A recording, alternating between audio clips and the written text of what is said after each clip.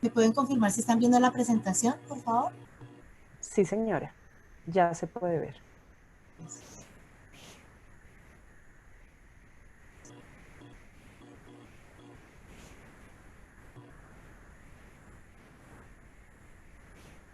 Bueno, el día de hoy vamos a hablar sobre los mitos y realidades de la obesidad. Y como bien lo ha dicho Licenia, mi nombre es Gigliola Morante Sánchez, soy médico cirujano de la Universidad Juan N. Corpus. Dentro de los participantes que vamos a estar el día de hoy se encuentra Adriana Gómez Gómez. Ella es nutricionista dietista de la Universidad Nacional de Colombia, especialista en Derecho Humano y magíster en Sociología.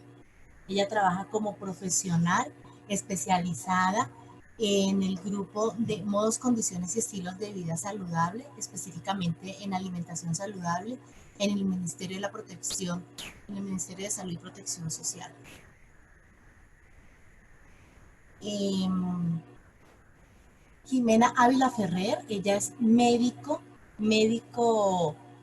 y cirujano general de la Escuela de Medicina Juan N. Corpas, especialista en cirugía plástica de la Universidad de Buenos Aires, especialista en salud pública de la Universidad del Rosario y especialista en medicina biológica de la Universidad del Bosque.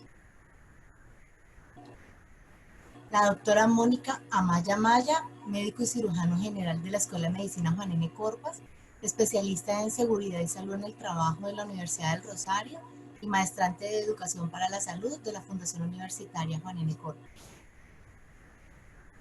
Y Guillola Moranti Sánchez, quien les habla, médico cirujano general de la Escuela de Medicina Juan N. Corpas, especialista en gerencia de calidad de auditoría en salud de la Universidad Cooperativa de Colombia, especialista en gerencia de instituciones de salud de la Universidad de Santander y maestrante de gestión de la seguridad clínica del paciente de la Universidad de La Rioja, España. Entonces, para dar inicio a este tema, es importante que revisemos algunos datos que son relevantes con respecto a la obesidad. De acuerdo a la OMS y algunos estudios que se han realizado, desde 1975 hasta el 2016, la obesidad se ha triplicado de una forma exponencial. En el 2016, para las personas mayores de 18 años, se encontró 1.900 millones de sobrepeso, ¿sí? El 39% en sobrepeso y el 13% de ellos son obesos. De estos de 900 millones de sobrepeso, tenemos 650 millones de obesos, ¿no? Eso es algo supremamente exagerado, teniendo en cuenta que esta es una de las patologías que generan enfermedades no transmisibles. ¿Qué son enfermedades no transmisibles? ¿O qué hacemos referencia cuando hablemos de enfermedades no transmisibles? Son todas las enfermedades cardíacas, como la hipertensión arterial, los infartos agudos del miocardio, ¿sí? Eh, las hiperlipidemias, las dislipidemias, la hipercolesterolemia y la hipertrigliceridemia. ¿Qué quiere decir esto? Para lo que hablamos en el común, pues, de nosotros, la población. Es contar con el colesterol elevado, ¿sí? Y los triglicéridos elevados cuando uno no tiene muy buenos hábitos en la alimentación. Entonces, esas son las grasas que tenemos nosotros en nuestro cuerpo y que genera que nuestros vasos sanguíneos, en vez de tener una fluidez de su sangre, del flujo sanguíneo, pues se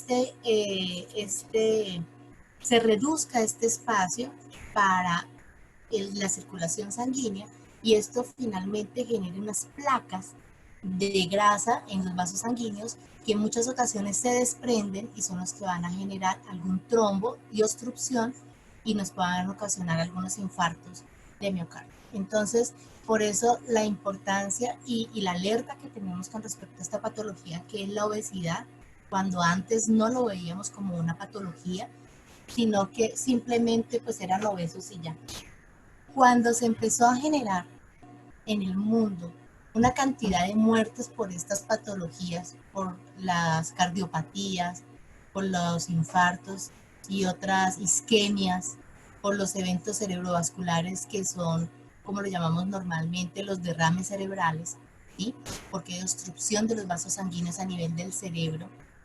Entonces ya empezaron a alarmarse y los diferentes países, en unión con la Organización Mundial de la Salud, y diagnosticaron o eh, tuvieron en cuenta la obesidad como una patología realmente, que esta patología pues, realmente pues, mata a nivel mundial.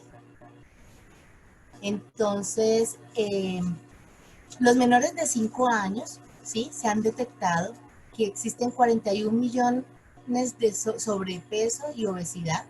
Entre 5 y 19 años encontramos más de 340 millones de niños y adolescentes diagnosticados con sobrepeso y obesidad. 124 millones son obesos, mayor porcentaje en niños. Entonces, imagínense que si antes nuestros abuelos podían morir a los 90, 85, 90, 95 años, hoy en día el promedio de edad de muerte de nosotros ya vamos en 75 años y cada vez si nosotros encontramos niños enfermos, pues finalmente vamos a tener inconvenientes y nos vamos a morir a más temprana edad. Por eso es tan importante que desde edades tempranas nosotros podamos trabajar con los niños en estos temas de sobrepeso y obesidad. Entonces, lo que podemos observar con esto es que nosotros podemos prevenir todas estas muertes y prevenir también el sobrepeso y la obesidad haciendo ciertos cambios que son importantes en nuestro diario vivir. Entonces, ¿qué es el sobrepeso y la obesidad? Entonces, se define como una acumulación anormal o excesiva de grasa que puede ser perjudicial para la salud.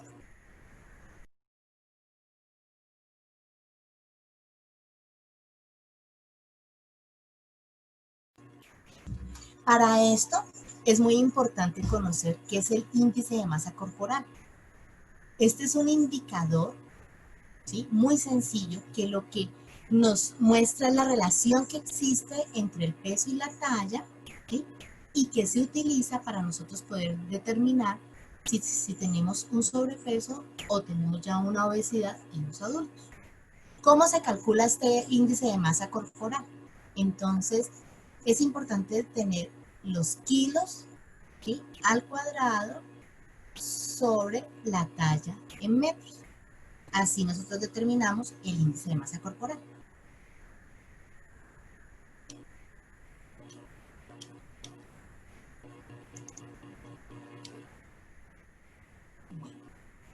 ¿Cómo clasificamos nosotros el índice de masa corporal para los adultos? Para poder determinar si tenemos un sobrepeso o una obesidad. Entonces, menores de 18,5 ya hablamos de un bajo peso, ¿sí? En años anteriores podríamos hablar que ya era una desnutrición. Hoy en día hablamos que es de bajo peso. Entre 18,5 y 24,9 es normal. Entre 25 y 29,9 es sobrepeso. Entre 30 y 34,9 es obesidad tipo 1. De 35 a 39,9 es obesidad tipo 2. Y mayor de 40 es obesidad tipo 3 o mórbida. Por lo general, en la obesidad tipo 3 o mórbida es cuando nosotros para las EPS somos pacientes que podemos ingresar al programa de obesidad con el fin de poder hacer algún tratamiento, ya sea quirúrgico, para evitar pues que nosotros sigamos en ese aumento de peso y pues eso genera finalmente patologías y la muerte a muy temprana edad. Entonces, cuando nosotros contamos con este tipo de patologías, es muy posiblemente que terminemos en una cirugía de balón gástrico o de manga, depende de lo que determine el cirujano, con el fin de ayudar a esta población con esta patología que sigan teniendo consecuencias y complicaciones posterior al diagnóstico de la obesidad. Antes de este índice de masa corporal, o sea, por debajo de 40, siempre debemos ingresar al programa de obesidad con el fin de poder que un grupo interdisciplinario trate a estos pacientes. ¿Quién es el grupo interdisciplinario? El médico general, el psicólogo, la nutricionista, quien da unos parámetros y unas indicaciones para que el paciente cambie ciertos hábitos que tenemos de alimentación y muy posiblemente de actividad física, con el fin que simultáneamente estemos haciendo estas dos actividades. Yo no puedo cambiar mis hábitos de alimentación sin de la mano hacer una actividad física, porque es importante que el cuerpo también se vaya acondicionando, ¿sí? Y se vean los resultados que necesitamos para poder llegar al índice de masa corporal normal que debemos tener entre 18,5 y 24,9. Ustedes me van a decir, ¿y para qué es importante este indicador? Pues este indicador lo que nos va a decir a nosotros, y ustedes lo pueden hacer ahorita en sus casas, pueden tomar su estatura, multiplicar 1,60 por 1,60, eso nos da un dato, ¿sí? Y después nosotros lo vamos a dividir entre el peso que tenemos nosotros. Ahorita hacemos el ejercicio, pero lo importante de esto, ¿sí? Es que nosotros podamos identificar que cuando pasamos ya sobrepeso, esto es una alerta para nosotros para mirar para ver de qué manera podemos mejorar nuestros hábitos.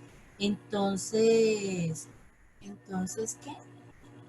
Lo importante es que lo hagamos porque esto es un indicador para poder nosotros desarrollar alguna enfermedad o alguna patología. Y no solamente la patología de una hipertensión, de un evento cerebrovascular, sino que esto finalmente va a alterar, si yo tengo estas patologías, el riñón. Nosotros tenemos 3 órganos importantes, pues todo es importante para nuestro cuerpo humano, pero órganos blancos que son muy importantes como es el cerebro, el corazón y el riñón. Y para esto es que nosotros debemos cuidarnos y cambiar nuestros hábitos. Entonces, eso lo debemos tener en cuenta. Entonces, como les estaba contando ahorita, si nosotros medimos 1,60, multiplicamos 1,60 por 1,60 y esto nos da 2,56, ¿sí? Si nosotros pesamos 60 kilos,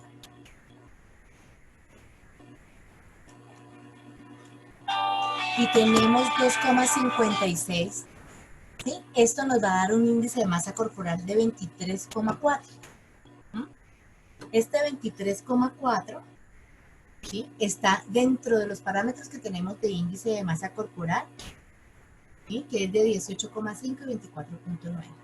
Entonces, pero si pesamos más, entonces pues obviamente si empezamos 65, por ejemplo, nos va a dar un índice de masa corporal de 25,3. Ya pasamos a ser sobrepeso.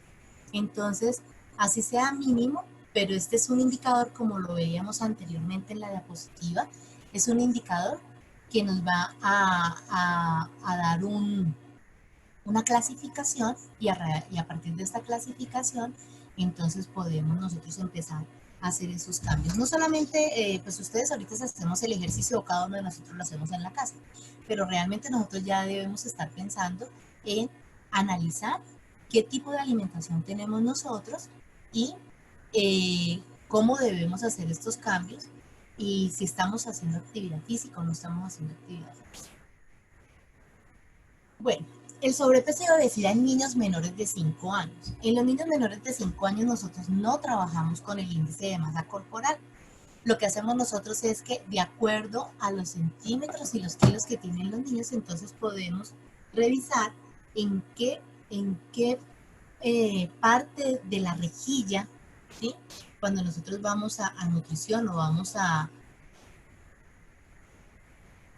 a médico general o a control de crecimiento y de desarrollo, podemos encontrar en qué percentil se encuentra el niño o la niña. El ejemplo lo hicimos con una niña. Entonces es una niña de 4 años, ¿sí? De 4 años de edad, que pesa 19 kilos. Entonces, si ustedes ven, aquí está el número 20, nos vamos hasta acá, Nos vamos por todo el número 20 más o menos, ¿sí? Y la niña mide 109, que es este.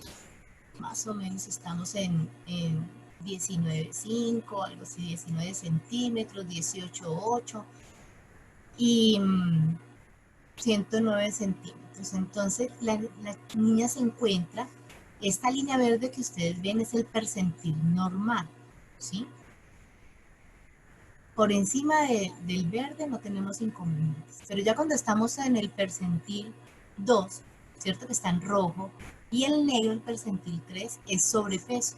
Por encima del percentil 3, la línea negra ya es obesidad. Y de igual forma, pues es hacia abajo, vamos a empezar a hablar de bajo peso y de nutrición. En el sobrepeso, en los niños de 5 a 19 años, a ellos sí les sacamos el índice de masa corporal, pero vamos y buscamos cuántos años tiene el niño, si tiene 14 años, y el índice de masa corporal le dio 15,5, quiere decir que se encuentra muy cerquita de la línea roja y esta persona va a tener inconvenientes, no de sobrepeso y obesidad, sino más bien es de tendencia a la desnutrición. Bueno, ¿cuáles son las causas de sobrepeso y obesidad? ¿Sí?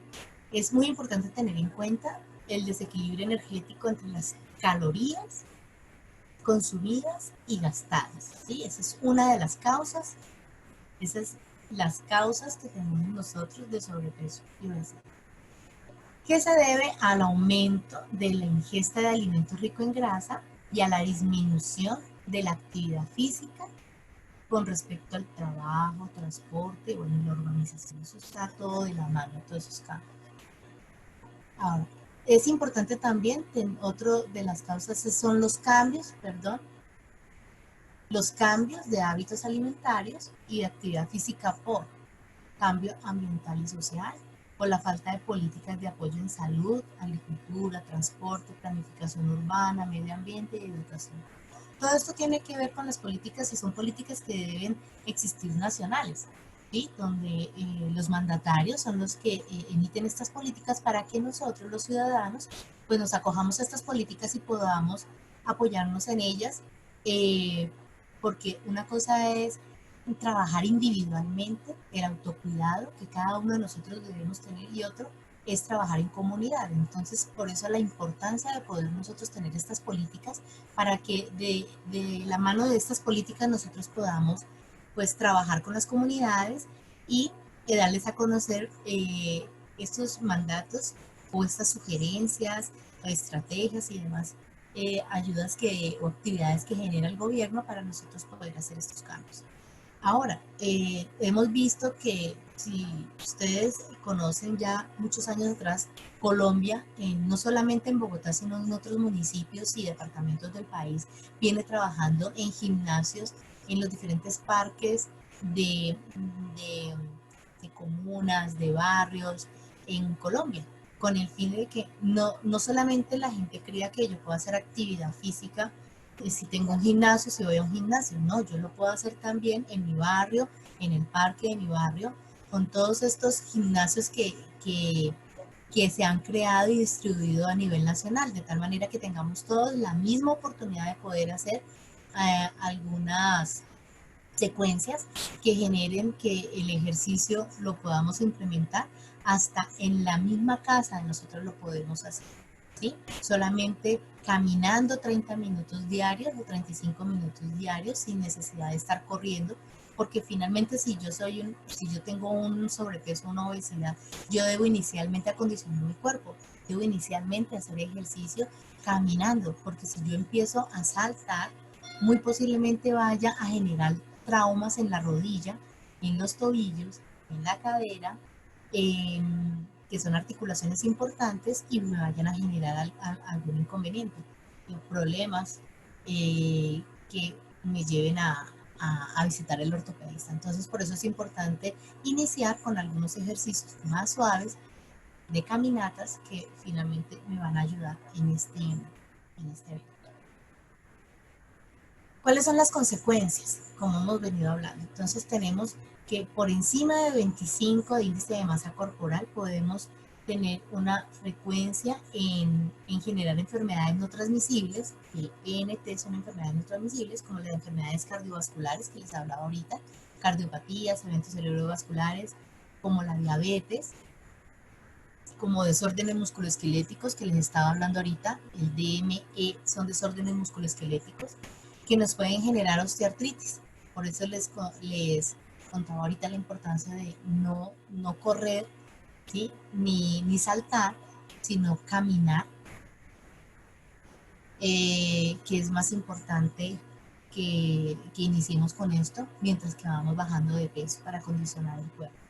Las artritis degenerativas, discapacitantes, el cáncer, cáncer de endometrio, de mama, de ovario, de próstata, de hígado, de riñón, de colon y de vesícula biliar. No sé si ustedes han percibido o tienen personas conocidas que se quejen teniendo sobrepeso o obesidad que le duelen mucho las piernas, ¿sí? Eso es uno de los signos y síntomas que me genera a mí o me duelen las rodillas o ya tienen problemas osteoarticulares solamente por tener esa patología. Entonces, créanme que no solamente la obesidad está enfocado en las enfermedades cardiovasculares y la diabetes, que es muy importante y que esto genera también daño renal, sino que también en la parte osteomuscular tiene algunas complicaciones y consecuencias que finalmente no permite que esa persona o ese paciente tenga una vida tranquila, siempre va a tener muchos dolores articulares y cada vez que nosotros empezamos a bajar de peso, todo esto mejora. Entonces, evitamos también la ingesta de muchos medicamentos que nos generan esas complicaciones y que si nosotros nos enfocamos en trabajar en esta patología, dejamos de tener esta ingesta de medicamentos que finalmente lo que hacen es que nos dañan el riñón y nos dañan el hígado también. Y pues evitar el cáncer. Pero si nosotros tenemos una alimentación sana, créanme que también podemos evitar que generemos diferentes patologías por cáncer. En la obesidad infantil se han presentado muertes prematuras, las discapacidades que, así como la estamos viendo en el adulto, también se pueden presentar en, en la infancia, dificultad respiratoria, mayor riesgo de fracturas e hipertensión arterial y mayor riesgo de resistencia a la insulina y efectos psicológicos. Si ustedes se dan cuenta, hoy en día tenemos nosotros más diagnósticos de diabetes a temprana edad y no como antes que nosotros contábamos con pacientes por encima de 45, eso es temprano, por encima de 60 años con diabetes. Hoy en día encontramos niños con diabetes, menores de 15 años, personas 25 años, 30 años, que no deberían tener diabetes a esa edad. Entonces, esto ya con una diabetes diagnosticada, tenemos que cuidarnos porque muy posiblemente va a generar otras patologías como hipertensión, problemas renales, porque todo paciente con diagnóstico de diabetes es un paciente candidato a generar una insuficiencia renal. Entonces, debemos cuidarnos mucho para evitar llegar a estos extremos. ¿Y cómo reducir el sobrepeso? Como estábamos hablando, y la obesidad. Entonces, limitar la ingesta energética de grasa y azúcar, aumentar el consumo de frutas y verduras, entre ellas las legumbres, los cereales, los frutos secos, y realizar actividad física periódica como lo estábamos hablando ahorita. ¿Qué tiempo? Mínimo 60 minutos diario para los jóvenes y 150 minutos semanales para los adultos, ¿sí? Lo ideal sería que todos los días nosotros hiciéramos ejercicio o tuviéramos alguna actividad física, así como les dije, así sea caminar, ¿sí? Pero si de pronto no lo podemos realizar todos los días, lo ideal sería que lo hiciéramos 5 días de la semana con el fin de nosotros poder acondicionar y pues mantenernos todo el tiempo activos. Debemos tener en cuenta, ahorita que hablábamos de los frutos secos, que los frutos secos deben ser en baja proporción.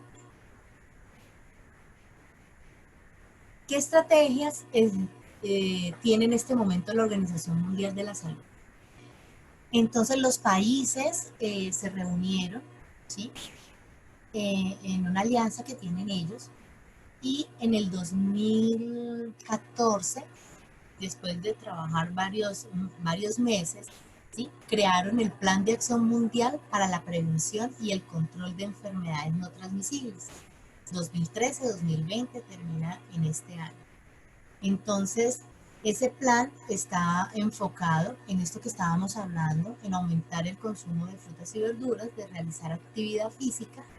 Y la idea es que después de que termine este año, el año entrante estarán analizando los indicadores que vienen inmersos en este plan de acción con el fin de revisar si hemos disminuido la mortalidad con respecto a estos temas, qué estrategias han buscado cada uno de los países para aumentar el consumo de frutas y verduras y también la actividad física en la población en general. Con respecto a la mortalidad, de acuerdo a la OMS, la mortalidad de obesidad se encuentra aproximadamente en 2.8 millones de personas a nivel mundial. Entonces, ese todavía es un indicador muy alto que debemos pues estar trabajando para nosotros disminuirlo, y esto es lo que nosotros debemos tener en cuenta, como eso es un indicador de impacto, que es lo que van a revisar ellos el año entrante. Estas estrategias, ¿qué indicadores nos dieron a nosotros? ¿Qué indicador de impacto tuvimos para que evitemos la mortalidad a futuro de las personas en las que estamos trabajando? Bueno, esto era lo que nosotros queríamos compartirles el día de hoy con respecto a las realidades que existen a nivel mundial y nacional sobre la obesidad y el sobrepeso. Y pues en este momento vamos a iniciar con el conversatorio y las personas que están invitadas. Muchas gracias.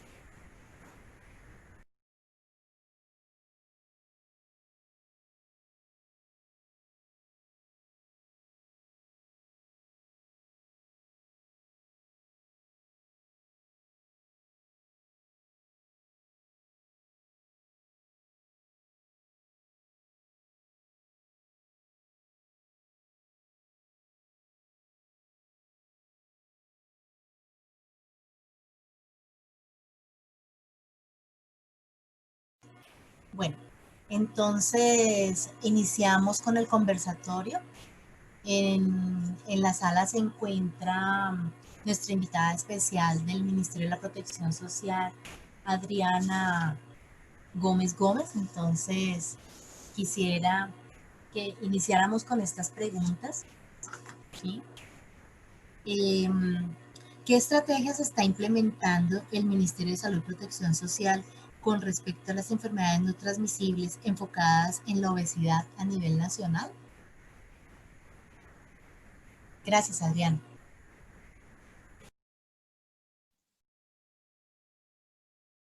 Bueno, primero que todo, agradecer la oportunidad de poder compartir este espacio con ustedes, que es súper valioso. Gracias a la doctora Gigliola y a la UNAD por esta invitación. ¿Qué tendría para contarles? Ustedes vieron pues el contexto nacional y el contexto internacional de este tema preponderante que es el sobrepeso y la obesidad y sus consecuencias en cuanto a la prevalencia de enfermedades no transmisibles. Para contarles que lo más reciente es el enfoque post-COVID que vamos a tener en ese sentido.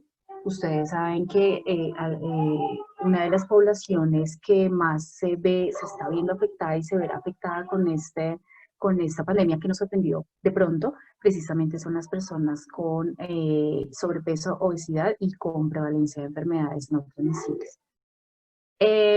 Para contarles que básicamente quisiera mostrarles tan solo una diapositiva de ser posible, que tiene que ver con las cifras de la encuesta de situación alimentaria y nutricional del país. La última se hizo en 2015, es una encuesta que permite medir cómo va esta situación en el tiempo. Está hecha 5 años, tenemos 2005, 2010, 2015. Ahorita, 2020, era el momento de empezar como con toda esta medición, pero pues bueno, claramente con el contexto de COVID, pues bueno, ahí habrá que, seguramente desde el Ministerio y desde las otras entidades del nivel nacional, pues se tomarán unas decisiones al respecto. No sé, Gillo, si es posible solamente mostrarles algunas de las diapositivas que tienen que ver con el SIM o pasamos de una vez como a contestar las preguntas sin necesidad de presentación. ¿Tenemos tiempito o...? Sí, Adriana, tenemos tiempo. La charla está programada de 4 a 6, me dijo Alicenia ahorita. Entonces, si tú quieres compartir alguna presentación, lo puedes hacer, no hay ningún problema. Voy a dejar de compartir, creo. No, sí, ya. Ok, creo que ya la están viendo. Y listo. Y bueno, solamente para mostrarles aquí algunas cifras que, que creo que son importantes que ustedes conozcan con respecto a voy a ponerla un poquito acá más amplia. Acá, y la voy a poner un poquito más amplia acá para todos, no sé si la pueden ver. Entonces, por ejemplo, la INSIM básicamente estos son los datos generales. ¿Y por qué es importante mostrarlos? Pues porque tiene un efecto, digamos, en el tiempo para que al final se constituya un factor de riesgo para enfermedades no transmisibles. El exceso de peso, que son las cifras que ya anteriormente Giola les contaba, pues contarles que ya casi la mitad de la población, un poco más de la población, 56.4% de la población entre 18 y 64 años, tiene exceso de peso y sobrepeso y obesidad. Hay una cosa muy importante acá, muy interesante que vimos también con la INSIM, y es que cuando uno hace esta disgregación de datos por sexo, resulta que las mujeres tienen un porcentaje de sobrepeso y obesidad más alto que los hombres. En este momento está casi en el 60%, 59.5%, y los hombres 52.7%. Por lo que en la medida que se van formulando nuevas políticas públicas, se van ajustando las que tenemos, y indudablemente una de las estrategias a las que nos hemos abocado es a que estas iniciativas que se tengan esa perspectiva de género, por ejemplo, y la invitación también a la academia y a todos quienes están involucrados con estos temas de investigación es precisamente a mirar qué pasa, por ejemplo, en este caso con las mujeres, cuáles son los determinantes de la salud, los determinantes del estado nutricional que están haciendo que las mujeres en este momento tengan mayores porcentajes de sobrepeso con respecto a los hombres.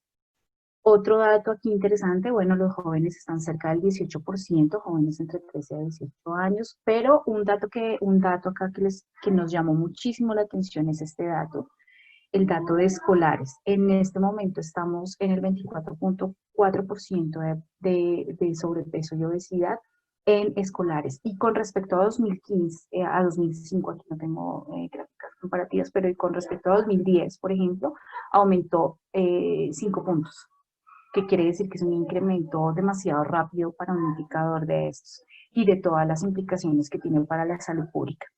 Y también nos debe llamar la atención este indicador de sobrepeso del 6% en menores de 5 años. Si bien con respecto a los otros grupos de edad o a los otros cursos de vida, sí es interesante para mirar y cuestionarnos qué pasa también con los menores de 5 años. Y ahí eso nos conecta, por ejemplo, con la práctica de la lactancia materna como factor protector de las no transmisibles. Si ustedes se dan cuenta aquí, a la derecha de la diapositiva, pueden ver que en este momento el indicador de lactancia materna exclusiva hasta los 6 meses, que es lo que la evidencia nos ha mostrado que hace que se convierta en un factor protector para el resto de la vida, un factor protector de la salud de los niños y en general para los futuros adultos, pues solo estamos en el 36.1%. La recomendación de OMS y de UNICEF actualmente dice que los países deberían llegar al menos al 60% en este indicador, y pues ustedes se dan cuenta que estamos a la mitad de esa recomendación mundial. El dato de bajo peso para la edad, que lo mencionaba también Gillola en su presentación, si ustedes miren, si se dan cuenta en este momento todavía es de un 2.3% de menores de 5 años. ¿Sí? Entonces aún tenemos la doble carga de enfermedad en el país. ¿sí? Aún tenemos prevalencia de desnutrición aguda, por ejemplo, que no es tan alta, digamos, esa sí se ha sostenido en el tiempo. Pero además tenemos esta otra carga que es la del sobrepeso y la obesidad. En cuanto al retraso en talla, que también tiene que ver con, en los niños menores de 5 años, está relacionada con mayor posibilidad de tener sobrepeso y obesidad y por ende enfermedades no transmisibles en la edad adulta, es ese dato de la baja talla para la edad. Miren que aún en los menores de 5 años es alta, 10%, casi el 11% de los menores de 5 años con baja talla para la edad. Y eso también da cuenta aquí de esos determinantes sociales de la salud y en este caso de la situación alimentaria y nutricional que están incidiendo en la población en Colombia. Aquí esto habla, por ejemplo, de una brecha importante de desigualdad social de oportunidades. Y habría que mirar también ese objeto debería ser el objeto de las políticas públicas, poderlas formular desde allí, desde estas realidades que vemos.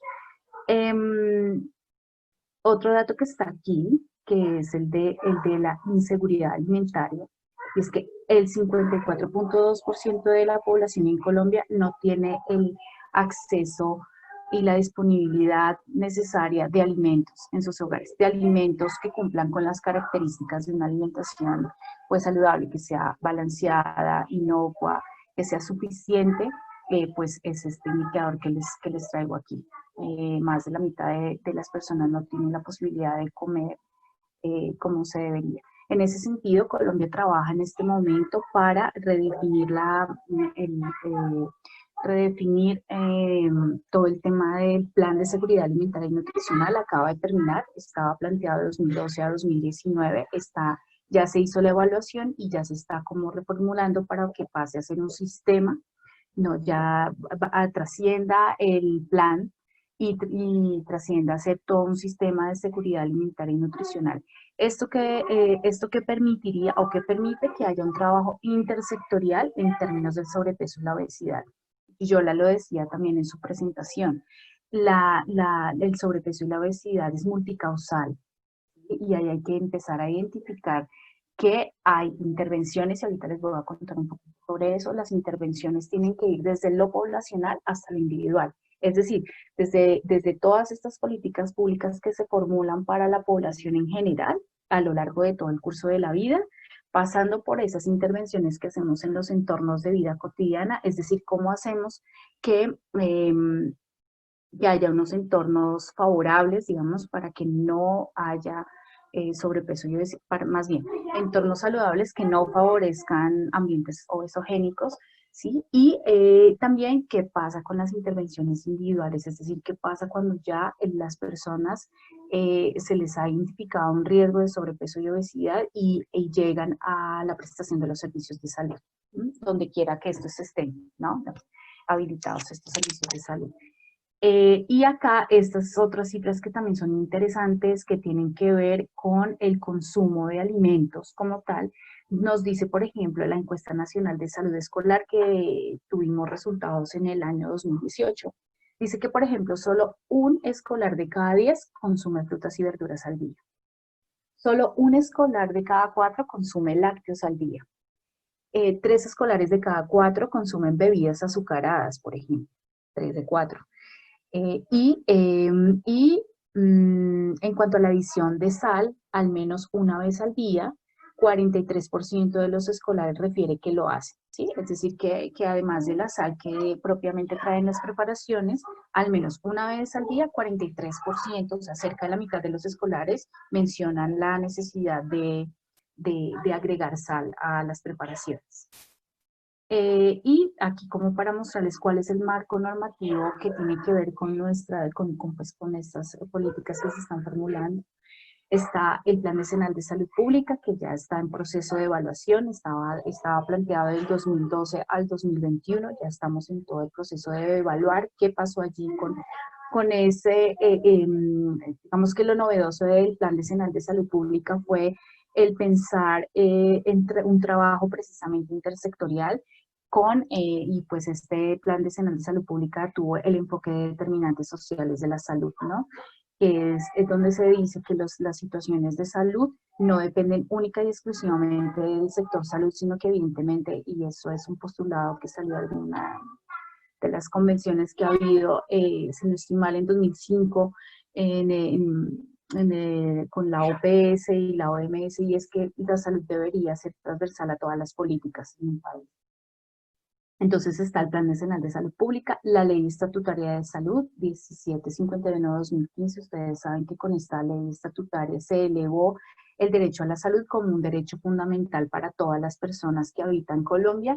Y en el anterior plan de desarrollo, en el periodo de 2014-2018, fue aprobada la política de atención integral en salud, que la propuesta no es más que pensar cómo gestionamos alrededor de 3 ordenadores, intervenciones que sean integrales, no solamente para la gestión del riesgo como tal, sino la promoción de la salud.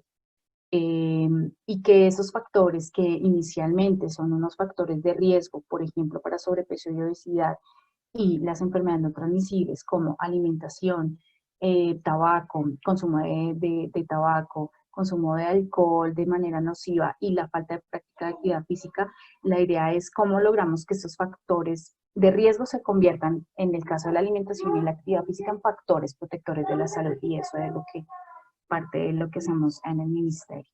Entonces, para mostrarles esto. Y el marco internacional, para reforzar también un poco lo que nos contaba Yola en su presentación, efectivamente en términos de alimentación como tal, de promoción de la alimentación, está la Conferencia Internacional de Nutrición de Roma del 2014. Existe el modelo de perfil de nutrientes de la Organización Mundial de la Salud de 2016. Esta va ligada al plan que mencionaba Yola con respecto a la prevención del sobrepeso y obesidad. Y son unos parámetros que da la OMS para que se puedan desarrollar acciones de política como el etiquetado frontal de alimentos. Colombia en este momento, y para seguirles contando qué está haciendo en gobierno nacional en términos de, o el Estado en términos de políticas públicas, estamos en camino a reglamentar el etiquetado frontal a través de una resolución. Ya está en consulta pública precisamente para quien quiera consultarla en la página del ministerio. Y la idea es que el otro año ya tengamos la resolución que regule cómo va a ser, que nos diga cómo va a ser este proceso de etiquetado frontal, que no es más sino poderle decir a las personas de a pie, a los ciudadanos de a pie, que si un alimento, el contenido de nutrientes que trae un alimento. ¿Cuál es la importancia de esta acción de política pública? Que vamos a poder saber con exactitud cuando un producto en el mercado tiene alto contenido de sodio, alto contenido de azúcar o alto contenido de grasas saturadas, que en este caso son pues las que significan un factor de riesgo para la salud. Creo que eso es va a ser algo de gran importancia, y así seguimos también con el ejemplo de la línea que están teniendo algunos países en Latinoamérica, como Chile, que es nuestro referente importante en este momento, que ya está en evaluación de su ley de etiquetado también, y ahí sabremos qué ha pasado con esto. Otros países como Ecuador y Perú que están en esta misma línea. Y recientemente también México, por ejemplo, ya en sus productos, en los supermercados, tiene etiquetas de advertencia, y además hay algunos productos donde aparece textualmente la restricción para menores de edad, que pues eso implica unos retos importantísimos. Eso sugiere unos retos grandísimos en los países, pero pues es necesario también hacerlo, y es parte de esas acciones que se están haciendo para el control del sobrepeso y la obesidad, y pues por supuesto la promoción de la salud. Y otra que los mencionó Yola, ahí está el Plan de Acción para la Prevención del Sobrepeso y la Obesidad en la Niñez y la Adolescencia, y la Estrategia Mundial sobre el Régimen Alimentario y Actividad Física de la Salud. También otro referente internacional muy importante son los Objetivos de Desarrollo Sostenible. Cuando generamos acciones, no solo de política, sino también todas las acciones que hacemos desde todas las intervenciones poblacionales, colectivas o individuales, pues también aportamos aquí a varios objetivos de desarrollo sostenible, como el fin de la pobreza, el objetivo de hambre cero, la salud y bienestar, que es otro objetivo de desarrollo sostenible muy importante, la educación de calidad, porque eso tiene que ver con con el entorno escolar donde desarrollan su vida cotidiana los niños, niñas y jóvenes, la igualdad de género, y bueno, ustedes ven ahí que hay varios objetivos de desarrollo de milenio involucrados con esto. El marco normativo en general, no solo para alimentación saludable, sino en general para la promoción de estilos de vida saludable en este momento, pues tenemos la ley 1355 de 2009, por la cual se definió a la obesidad y las enfermedades crónicas no transmisibles como una prioridad en salud pública, y aquí se adoptan algunas medidas que en este momento ya pues esta ley ya se ha reglamentado y se están implementando. Les mencionaba anteriormente el Plan Decenal de Salud Pública que está en proceso de evaluación, y actualmente el Plan de Desarrollo 2018-2022, Pactos por Colombia, Pactos por la Equidad, en las metas para el pilar de la equidad tiene estrategias como precisamente la promoción de estilos de vida saludable con un énfasis importante en alimentación y actividad física, la promoción de la creación de entornos alimentarios saludables y sostenibles a partir de la educación, y algo muy importante que nos interesa también que ustedes conozcan. Es importante que ustedes, los que están escuchando este conversatorio, sepan que existen las guías alimentarias basadas en alimentos y que esa es la herramienta oficial para Colombia en términos de educación alimentaria y nutricional. Allí hay unos mensajes, 9 mensajes. Estas guías para mayores de 2 años, por ejemplo, contienen 9 mensajes que pues dicen cómo se transita por el logro de una alimentación saludable, que también es todo un reto, ¿no? Y pues supongo que ahorita cuando conversemos con las personas que están también compartiendo este conversatorio, pues allí va a surgir también algunos retos importantes. Y este plan de desarrollo, estas estrategias que están allí también le apuntan a las líneas de alianza por la seguridad alimentaria y nutricional y a la salud para todos con calidad y eficiencia sostenible. Y les mencionaba anteriormente la ley estatutaria que eleva a la salud como un derecho fundamental para las personas que habitan Colombia. ¿Qué mecanismos tenemos en este momento? ¿Cuáles son como las estrategias que tiene el ministerio? Ya les he nombrado algunas, pero el derrotero que tenemos en este momento es la política de atención integral en salud, y la operacionalización de esta política la estamos haciendo a través de las rutas de atención, las rutas integrales de atención en salud. Y ahí hay como 2 grandes grupos: la ruta de promoción y mantenimiento de la salud, la ruta perinatal, que son, digamos, están enfocadas, están paradas desde la promoción de la salud como tal, aunque también allí hay intervenciones para la gestión del riesgo, o sea, como que transita desde la promoción de la salud hasta la gestión del riesgo.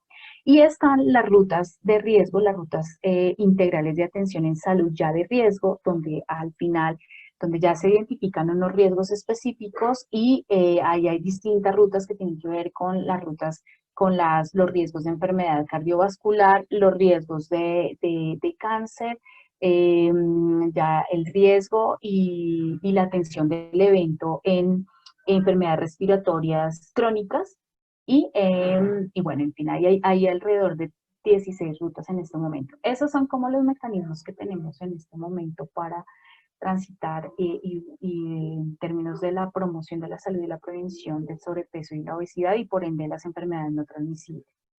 Específicamente la alimentación, por ejemplo, la promoción de la alimentación saludable transita alrededor de estas rutas. Los ordenadores de estas rutas son 3, son los tengo por aquí, pero básicamente los ordenadores son los entornos de vida cotidiana. No es lo mismo generar acciones de política o intervenciones, digamos, en el entorno escolar, a acciones que vayan dirigidas al entorno hogar, ¿sí? O a la comunidad. Entonces, uno de los ordenadores son los entornos de vida cotidiana, pero también otro de los entornos son los momentos del curso de vida, y vuelve y juega. No es lo mismo generar acciones o intervenciones para la primera infancia que para las personas adultas mayores. Y el otro ordenador, que son como tal los tipos de intervenciones. Quiero adelantarme un poquito acá y contarles cuáles son estas intervenciones. Las rutas todas, como les decía, tienen un tipo de ordenaciones que son intervenciones de tipo poblacional, Y como ustedes ven aquí en el ejemplo para la promoción de la alimentación saludable, pues básicamente están ligadas o vinculadas con la modificación de los modos de vida. Es decir, que le apunten a al cambio positivo de los determinantes sociales de tipo estructural. Por ejemplo, yo puedo ser muy buena en mi consultorio. Como nutricionista puedo estar en mi consultorio y le puedo contar al paciente la importancia del consumo de frutas y verduras como factor protector del sobrepeso y la obesidad y de de las enfermedades no transmisibles. Pero si yo pertenezco a, por decir algo, un lugar de ruralidad dispersa, como nos pasa en Guainía, por ejemplo, ¿sí? Donde la gente está lejos de todo. Entonces, ahí el tema del acceso y la disponibilidad de alimentos no es fácil y requiere de acciones de tipo intersectorial, porque la disponibilidad de alimentos en los territorios pues se sale del radar del sector salud y debemos trascender a la necesidad de trabajar con otros grupos, con otros equipos. Eso es lo que nos plantea básicamente las intervenciones poblacionales, generar política pública pensando en un enfoque intersectorial y que permita en este caso el acceso y la disponibilidad de alimentos para la población en general. Hay otra serie de intervenciones poblacionales, por ejemplo, en el marco de las políticas públicas, los que les contaba del etiquetado. Por ejemplo, en el tema de actividad física tiene que ver con que desde los planes de desarrollo territorial haya, desde planeación territorial, haya la posibilidad de recursos para infraestructura de bienes y servicios en actividad física. La misma historia, yo puedo recomendarle al paciente en el consultorio que es importante que practique actividad física durante 30 minutos todos los días, ¿sí? Y que así la actividad física se convierte en un factor protector. Pero, por ejemplo, si estoy en un lugar donde, digamos, si mi comunidad, si mi entorno comunitario no tiene parques, vivo en un barrio que es peligroso para salir, o vivo en una ruralidad que no me permite también caminar por donde yo quiera porque tenemos todo un tema del conflicto armado. Entonces, con estos ejemplos, lo que les quiero decir es que en estas intervenciones poblacionales están pensadas para trabajar de forma coordinada con otros sectores y actores. Ahora, desde el grupo de modos, condiciones y estilos de vida saludables del ministerio, digamos que nuestros instrumentos para poder generar acciones está la ruta de promoción y mantenimiento de la salud con las intervenciones que están allí planteadas y la estrategia de ciudades, entornos y ruralidades saludables. En cuanto a las intervenciones, bueno, aquí ustedes ven algunos ejemplos de intervenciones poblacionales en el marco de ciudades, entornos y ruralidades saludables y con el tema de la alimentación saludable. Por ejemplo, el tema del etiquetado nutricional aquí en Colombia ha sido importante porque ha generado todo un movimiento de participación social, ha habido movilización social al respecto. No sé si ustedes sepan de la experiencia de Red Papás, la red de padres de familias de los colegios que están asociados allí, y ellos han generado todo tipo de movilizaciones alrededor pues del tema de lograr un etiquetado en alimentos y de proporcionar alimentación, de la necesidad de proveer alimentos saludables en los colegios. Y en cuanto, aquí están el otro tipo de intervenciones que transitan las rutas, no solo la ruta de promoción y mantenimiento de la salud, sino también las rutas de atención, integrales de atención de riesgo, pasan también por unas intervenciones colectivas. Y esas intervenciones son todas aquellas que se generan o se hacen en los entornos de vida cotidiana de las personas, llámese el entorno educativo, escuela o la universidad, lo que se hace en el entorno laboral, acciones que van dirigidas al entorno hogar, donde viven las personas, o acciones que van hacia el entorno comunitario y el entorno institucional. El entorno institucional entendido como las instituciones prestadoras de servicios de salud, pero también como todos aquellos programas de bienestar social y de atención social que tiene el país. Allí también está definido el entorno. Aquí, pues básicamente las intervenciones colectivas están ligadas con el mejoramiento de las condiciones de vida, ¿sí? Si en mi entorno escolar, si por ejemplo la tienda escolar del colegio tiene oferta de alimentos saludables, ¿sí? o si definitivamente la tienda escolar solamente tiene acceso, solo ofrece alimentos como alimentos empaquetados, bebidas azucaradas a los estudiantes, pues ahí ya hay un factor para que se dé el sobrepeso y la obesidad en los chicos, por ejemplo. Entonces, estas son como el tipo de acciones que se generan acá.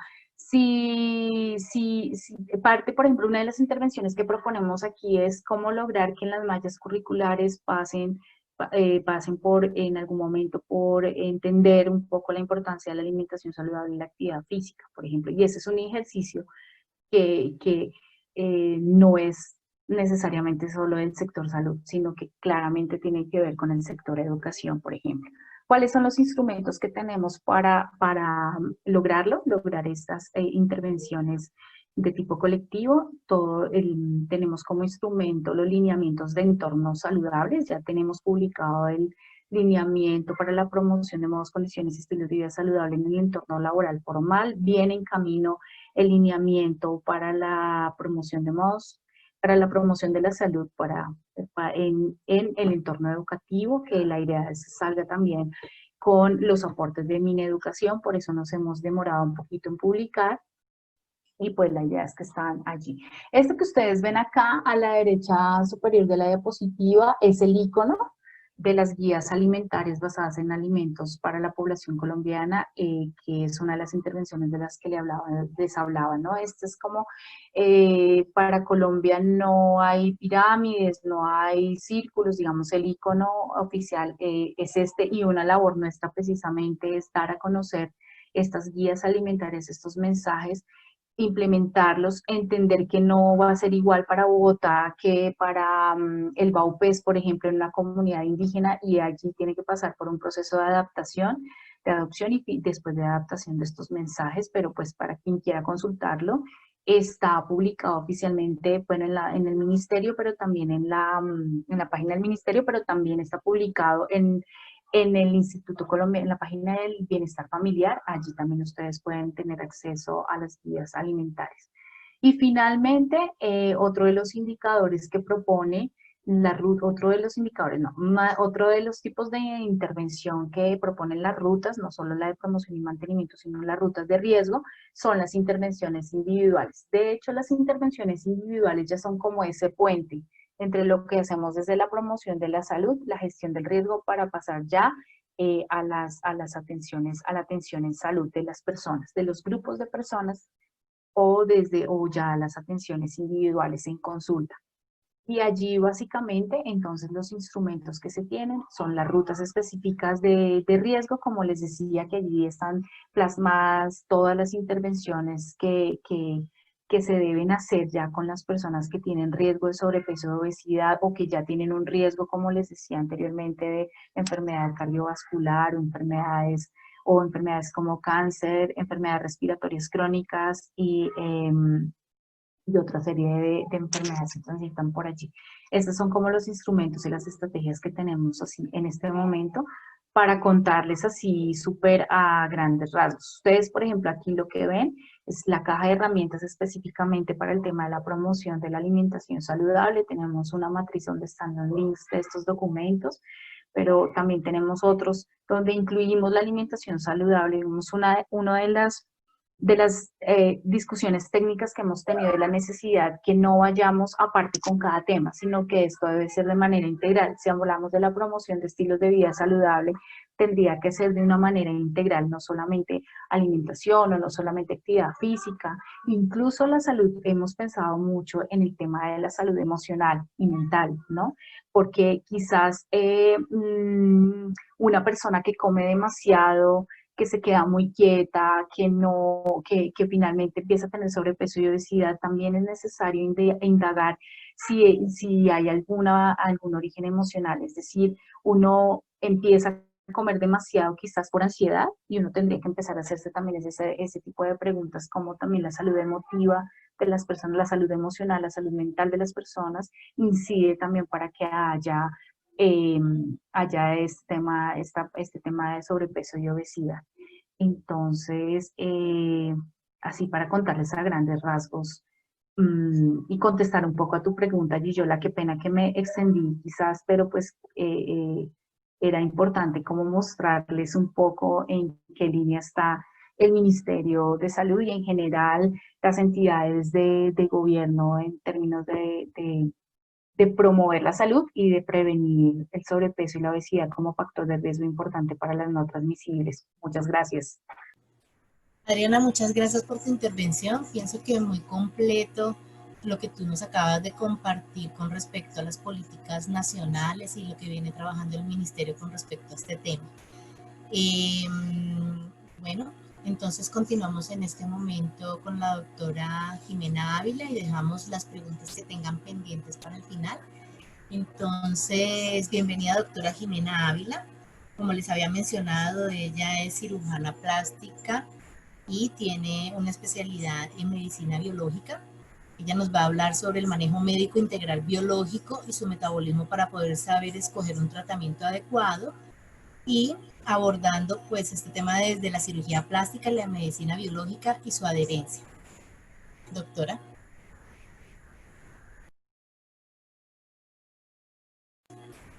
Jimena, ¿tienes el audio bloqueado?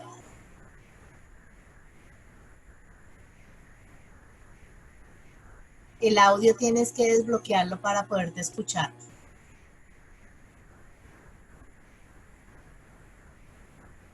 El micrófono. Ok, Listo. ahora sí. Muy buenas tardes a todos. Mi nombre es Jimena Ávila. Yo soy cirujano plástico y antes de ser cirugía plástica, pues hice una especialización en salud pública y medicina biológica. Antes de dedicarme solamente a la cirugía plástica, pues digamos que el manejo mío era manejar pacientes obesos.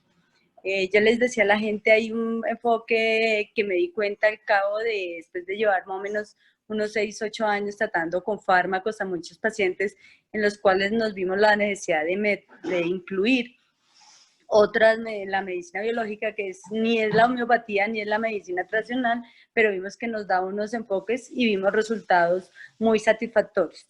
Como hablaba la doctora, creo que los enfoques a nivel de pues, salud pública ya lo sabemos muy bien, pero siempre yo le digo a la gente que para saber hablar de sobre obesidad a nivel metabólico tenemos siempre cuando nos llegue un paciente mirar los 3 enfoques. Primero preguntarle a ese paciente de qué sufre. Acuérdense que las enfermedades digamos, ovario poliquístico, las personas que sufren de tiroides, las personas que sufren de ansiedad, depresión, de problemas psiquiátricos, los de por sí, la parte congénita o genética que nos viene, nos heredan nuestros padres, a nosotros son los que no nos van a ayudar mucho en esto. Entonces, desde que nosotros empecemos a liberar todo esto, personas que sufran de enfermedades articulares o problemas endocrinos como el síndrome de Cushing, todo es lo primero que tenemos que sacar para sacar todos estos, digamos, factores que no nos van a hacer que nuestro tratamiento no tenga éxito.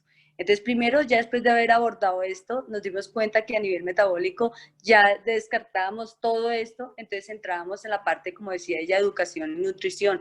Los mandamos a nutricionistas, nos iba muy bien, pero la gente a veces veíamos que a veces con las dietas, la palabra dieta, yo siempre les digo a la gente, esa palabra no debería existir, se llama una parte, lo que se llama hoy en día reeducación alimentaria, que deberíamos enseñarnos desde chiquitos y realmente son las mamás, como yo les digo, o los papás, porque hoy en día ya vemos que juntos hacen parte de la familia, entonces les decimos el componente emocional es un factor importante, pero que nos empieza desde chiquito.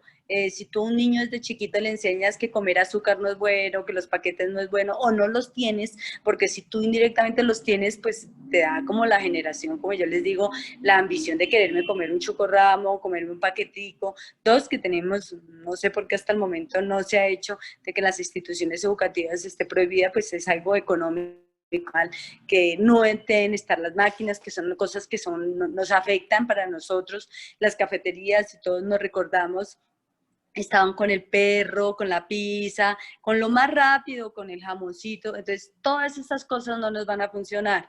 Entonces lo dividíamos entre que, número uno, desde que nosotros como mamá aprendamos y sabemos que si nosotros educamos bien a una mujer o un hombre que viene a nuestra consulta, realmente el que va a cambiar es toda la familia. El tratamiento para que sirva para tratamiento de sobrepeso es un tratamiento integral. Si empiezo uno solo y yo les digo es como el borrachito, si yo tomo alcohol y me dicen que estoy en tratamiento de alcoholismo y me ponen en la botella aguardiente, pues difícilmente voy a adherirme al tratamiento. Entonces es un tratamiento integral que vamos mejorando.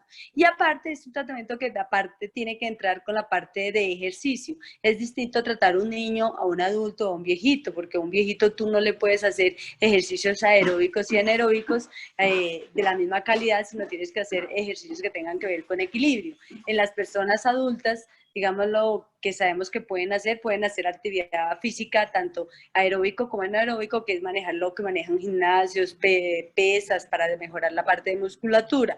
Y en los niños, pues ellos afortunadamente se manejan mucho, digamos, la parte de actividad física que nos ayuda en el colegio, pero si vemos que en nuestra familia somos como lentos, como dice la gente, lento nuestro metabolismo, pues hay que aumentarle un poquitico.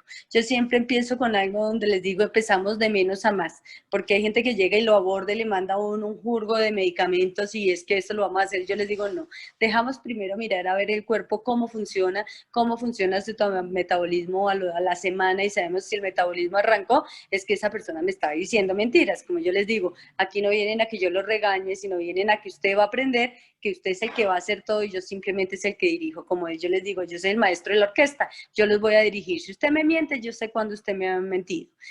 A veces les mezclamos cositas de acupuntura, pero pues eso realmente mejora en ciertos aspectos más que todo psicológicos de las personas, que les dice uno, oiga, eso va a mejorar, y la gente a veces se cree, porque hay muchos sitios donde les digo, bueno, quiere que le pongamos eso, si usted cree que eso le va a funcionar, pero les voy mostrando que vamos de poquito en poquito y vamos llegando a cosas gratis. Tristemente a veces uno va, como dicen, a las EPS y uno no ve que hay el sistema integral donde tú ves y le dices al médico, quiero que me mande a hacer todo este examen, y dice, ay no, pero eso haga ejercicio y dieta. Entonces mucha gente llega a nosotros con ese optimismo. Pues tristemente deberíamos tratar de que en lo posible, lo que peleamos todos los días, que los califican porque no pidan exámenes, que realmente sí necesitamos exámenes de ingresos para saber que no hay un problema metabólico. Hay drogas, digamos, antidepresivos, los corticoides, unos antihipertensivos, ¿sí? Son medicamentos que nos ayudan a subir de peso. Hay personas también que han tenido problemas de tiroides y me dicen, no, es que yo como sufro de la tiroides soy gorda. Le digo, mentira, yo le voy a demostrar a usted que mejorando y controlando su tiroides y haciendo una verdadera dieta, usted va a llegar a bajar de peso. Hemos bajado alrededor de gente de 20, 25 kilos y no han necesitado de entrar a un bypass. Pero cuando hay pacientes que realmente lo requieran, pues hay que acudir a todo. Pero yo siempre les digo a la gente, de menos a más. Y número uno es que es como yo les digo, es como la comida termina siendo como la ambición para uno. Si yo le digo a la gente, si a mí me gusta el dulce y yo digo, voy a dejar el dulce, tengo que tener la conciencia de hacerlo. Si no lo quiero hacer, pues pierden la plata. Y además, pues digámoslo a nosotros, que ahora yo me dedico a la cirugía plástica, yo le digo a la gente, yo que saco haciendo una lipoescultura si yo a ti no te he enseñado a comer. Entonces no me sirve que tú te hagas una lipoescultura y sigas con esos malos hábitos, porque vamos a volver al cabo de un año a estar igual o peor de lo que está. Entonces siempre le digo a la gente, cuando ustedes van al médico o van a su nutricionista y todo, siempre tiene que haber un manejo tanto nutricional como médico para descartar los problemas metabólicos de nosotros y luego problemas afectivos o problemas de familia, que es el segundo componente emocional, y tercero, que haya un tratamiento, digamos, lo que sea integral desde que nos vayamos de menos a más. Siempre tiene que haber por parte de su médico unos exámenes previos para que tú empieces un tratamiento de sobrepeso y obesidad. Si él ve que no hay ningún problema metabólico, va a empezar con cosas totalmente naturales, cambiándote los medicamentos. Yo les digo la dieta del plato, donde todo el mundo friega, yo les muestro el plato y les muestro que la mitad del plato tiene que ser la verdura y los otros, la mitad del otro plato tiene que ser la proteína y la otra, digamos, las harinas. Pero si yo quiero bajar de peso, pues tengo que ir un poquito disminuyéndole al platico donde están todas mis harinas, mis carbohidratos, y aumentándole un poquitico más a mis verduras y mi proteína, que realmente, y yo les digo, hay que disminuir la cantidad, porque hay gente, le digo yo, hay que comer una porción de fruta, y me llegan y me dicen, listo, doctora, y me traen, le digo, yo quiero que me traigas el balde donde, porque me dicen, no bajé, digo, necesito que me traigas la cacerolita o el pocillito donde te estás comiendo la fruta, y cuando llegan me llegan con una cosa grande de fruta. Le digo, no, si yo tengo mi estómago grande y necesito disminuir la capacidad gástrica mía, pues lo primero que tengo que hacer es disminuir la cantidad de comida que yo tengo. Si estoy acostumbrada a comer harto, pues no le puedo decir de un momento a otro que no lo podemos hacer, pero lo vamos disminuyendo de poquito en poquito, hasta que la gente, yo les he comprobado que alrededor de cada 15 días empiezan a tomar nuevamente azúcar y empiezan a tener problemas que ellos mismos se dan cuenta que en los 15 días se han mejorado, y cuando empiezan a comer azúcar y todas estas cosas, tienen dolores de cabeza, náuseas, mareos, y yo les digo, claro, usted empezó a hacer, no, pero fue una sola cosita mentirita, doctora, es que llegué y estaba el porqué de mi abuelita, y yo le digo, yo te lo he dicho que cuando uno el cuerpo lo beneficia y lo castiga, le va bien. Pero en esto, como yo les digo a todos, hay voluntad, hay compromiso. Realmente el primer compromiso es el compromiso de nosotros, y todos siempre descartar alguna patología, porque no le podemos echar culpa a la tiroides o los medicamentos para no bajar de peso. Desde que hagamos un ejercicio adecuado, manejemos la parte emocional, investiguemos que no haya enfermedades metabólicas que nos estén alterando y que haya compromiso, yo les garantizo que un tratamiento de estos les va a ir muy bien. Cualquier cosa estoy para servirles, y gracias por permitirme participar en la charla.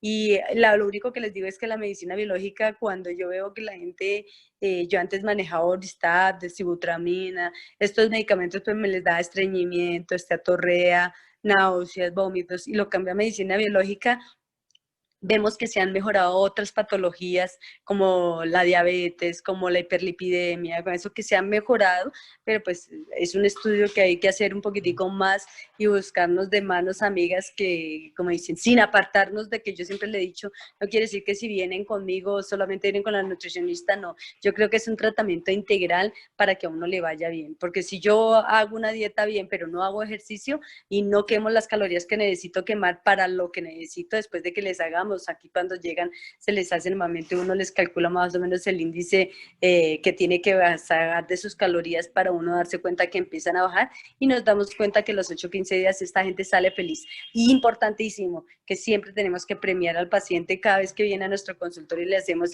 felicitaciones, no olvidarnos de estimularlo, porque el estímulo psicológico de una acción bien hecha a todos nos fascina que nos premien. Y gracias, Gillola, muy amable por la invitación.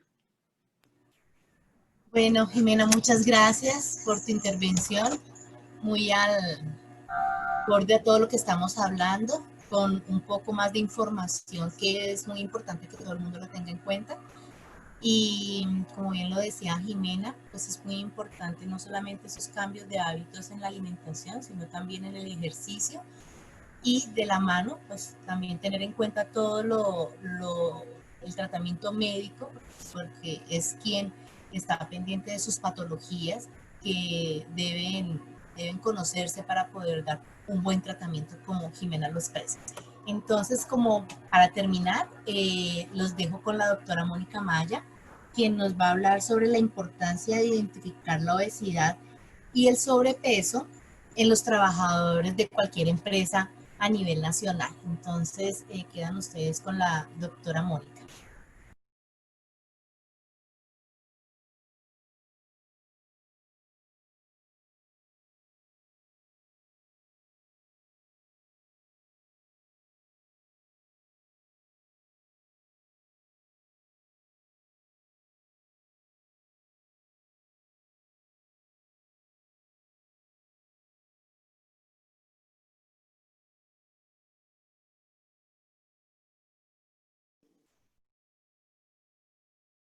Bueno, buenas tardes, ¿cómo están?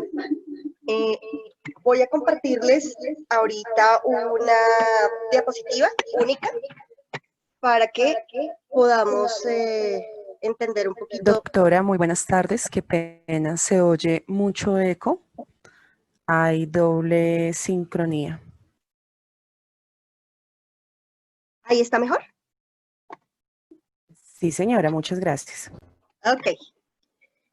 Listo. Entonces, ya como les decía, les voy a compartir una diapositiva. Es la única diapositiva que voy a compartir para que pues, sigamos un poquito lo que les quiero comentar.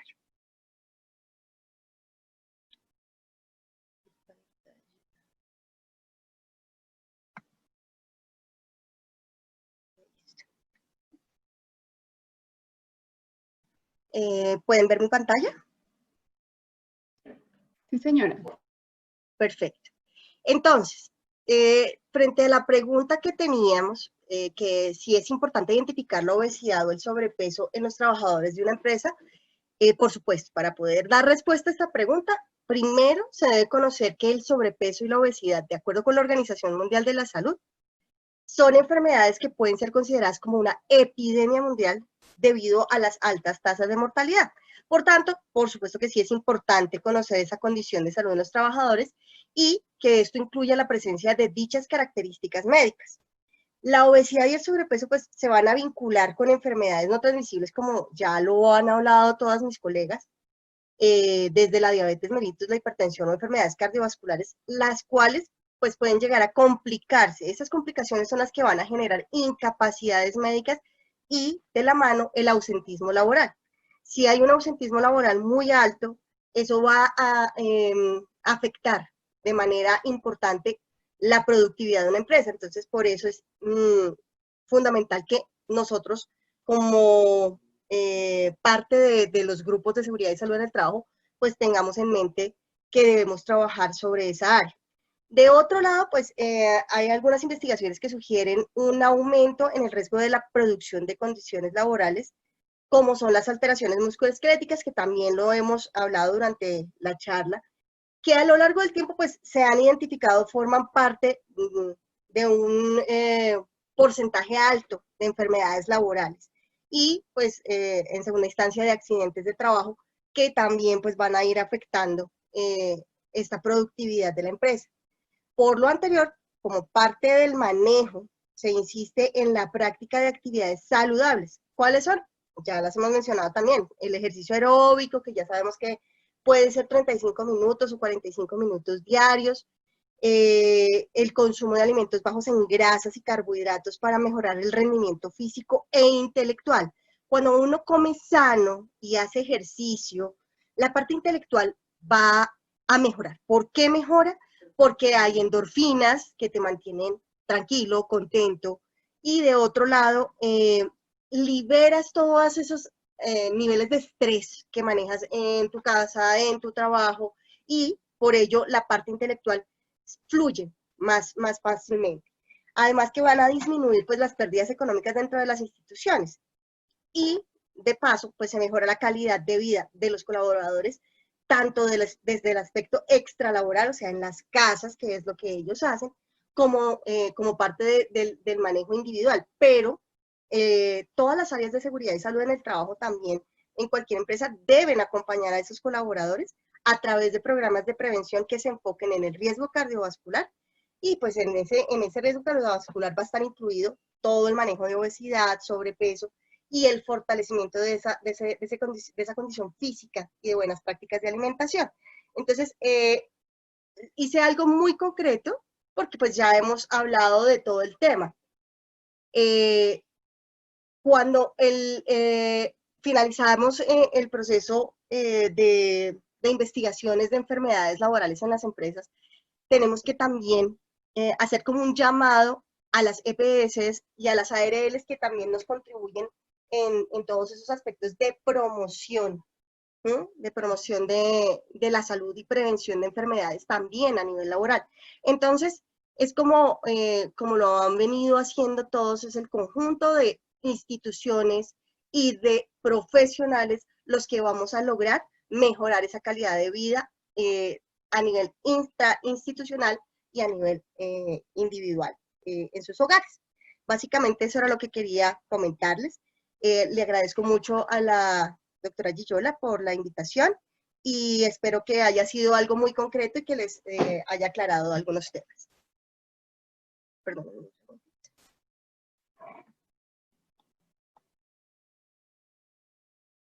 Buena tarde.